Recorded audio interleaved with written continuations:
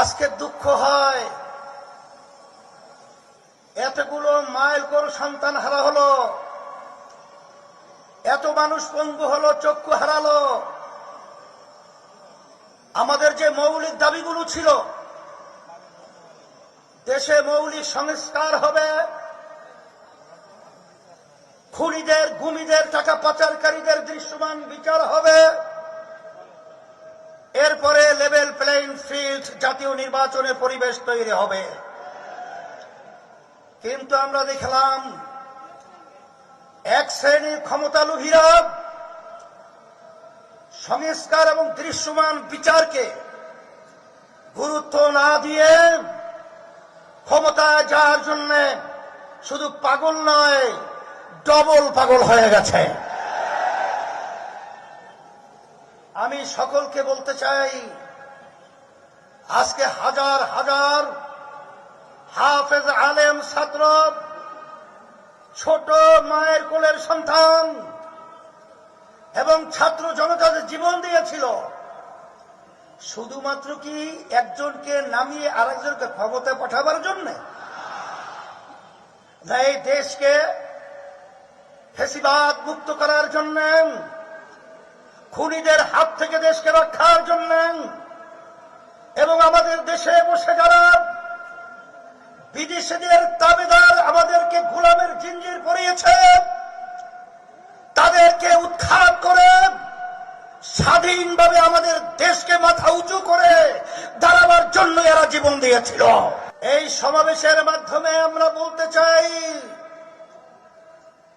আপনারা মনে করেছিলেন অন্টুর ভিতরে ক্ষমতায় যাবেন, সেদিন সে সময় ভুলে যান। আজকে বাংলাদেশ যারা ভালোবাসেন, যারা ইসলামকে ভালোবাসেন, যারা মানবতার কল্যাণ রক্ষার জন্য চেষ্টা করেন, তারা কিন্তু আজকে রাজপথে চলে এসেছে।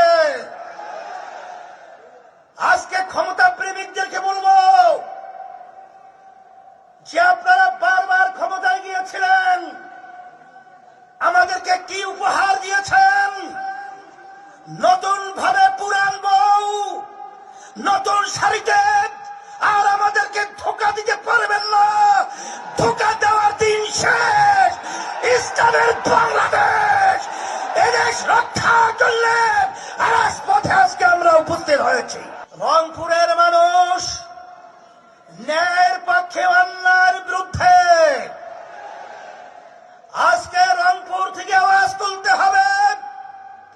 আবু সাঈদ যেভাবে হাত প্রসারিত করে আমাদের দেশকে আবার স্বাধীনতার দিকে তিনি পরিবেশ তৈরি করেছিলেন, এই রংপুর থেকেই এই চাঁদাবাজদের এবং ক্ষমতালোভীদেরকে এবং যারা নাকি দেশের থেকে বিদেশে পাচার করে এবং যারা বিদেশের দাবিদারি আমাদের সে বাস্তবায়ন করতে চায়, ওদেরকে না বলে বাংলার জমিন থেকে উৎখাত করতে হবে।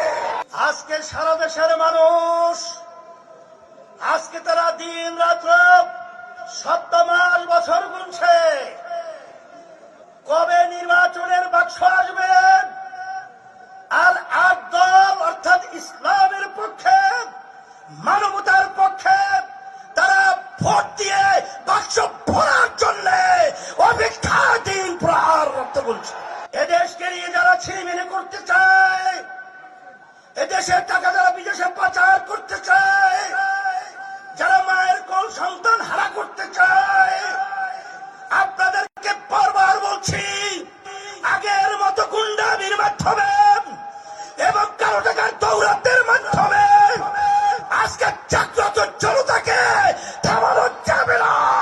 তোমাদেরকে উৎখাত করবে এবং আল্লাহর রহমতে ইসলাম বিজয় হবে।